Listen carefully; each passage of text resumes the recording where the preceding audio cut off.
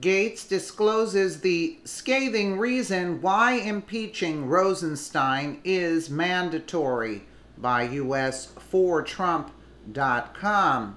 Right before the 115th Congress's August recess, Matthew Gaetz discusses the fate of the impeachment resolution filed on Deputy Attorney General Rod Rosenstein.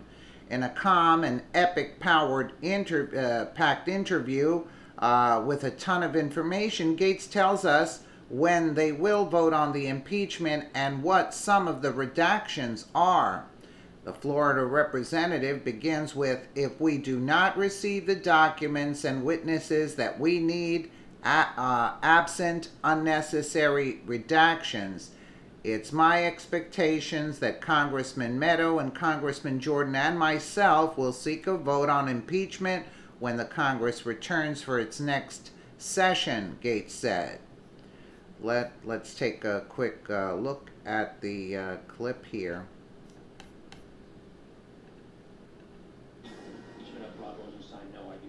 I don't think we should be cavalier with this process or with this. Do I support impeachment of Rod Rosenstein? No, I do not. I don't think we should be cavalier with this process or with this term. Number one. Number two, I don't think that this rises to the level of high crimes and misdemeanors. That's really high standard. So that's Paul Ryan now reacting to some conservative members of the House, including Congressman Mark Meadows opting to nix out on the vote for the impeaching Deputy AG Rod Rosenstein in favor of pursuing contempt charges. For now, anyway, House Judiciary Committee member Matt Gaetz here on this. And sir, good morning to you. I guess contempt is still on the table, but you're going to shelve it for now. How come? Well, we filed articles of impeachment, and if we do not receive the documents and witnesses that we need, absent unnecessary redactions, it's my expectation that Congressman Meadows and Congressman Jordan and myself will seek a vote on impeachment when the Congress returns for its next session. So it's very disciplined. I'm reading that what you're trying to figure out is you're trying to give Rosenstein a last chance to comply. And I understand the oversight you're trying to exercise here, but if you push him too far, would you in effect get less cooperation from the DOJ? Well, it's hard to imagine we'd get less cooperation when the documents we get are often months late. They're redacted, not with information that's sensitive for national security, but just stuff that's embarrassing to the FBI. Things like personal relationships with judges or the cost of furniture in their offices. And I don't think there's anything that could be less cooperative than having the Deputy Attorney General of the United States sign a FISA warrant that he wouldn't even tell us if he read, to spy on people that were associated with the Trump campaign based on opposition research from the Democratic Party. To me, that's the most cavalier thing of all, that Rod Rosenstein would do those things, and then he would write the memo suggesting the firing of James Comey, and then he believes he can oversee the investigation to determine whether or not that firing constituted obstruction of justice. There are conflicts of interest everywhere, and in more than a year now, we just haven't gotten the answers from Rod Rosenstein that we would expect, and I think it's time for him to be fired or impeached. Okay, three quick questions on this then. Why do you think you're getting the pushback from your own Republican leadership? I don't know. They're not very bold people when it comes to oversight. I mean, we continue to set deadlines, and then we allow those deadlines to lapse, and then we make concessions, and then we set more deadlines and have more meetings. I'm pretty new to the Congress, Bill, but that just seems like low-energy oversight to me, and I think that if the Democrats took over the Congress, they'd say the documents will be produced by noon or your impeachment will begin at 12:01, and so I'd like to see us have a little more vigor in the oversight that's very important to protect the American people. Okay, all right, question number two now. Why not just have the president release these documents?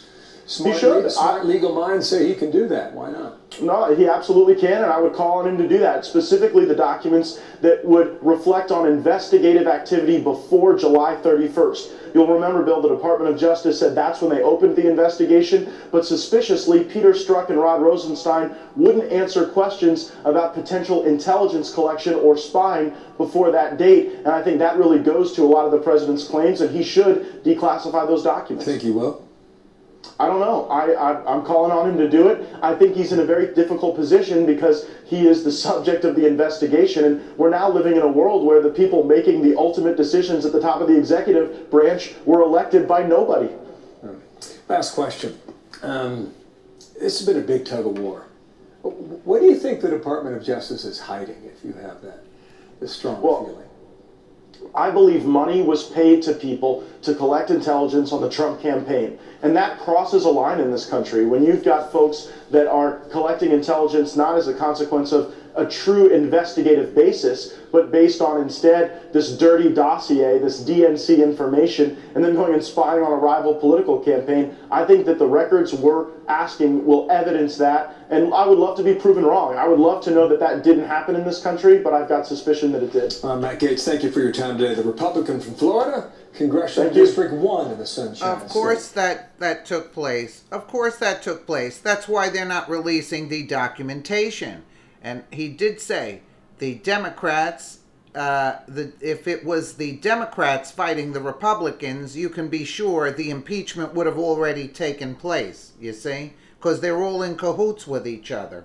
Let me know what you guys think in the comments below. And again, thank you so much for watching.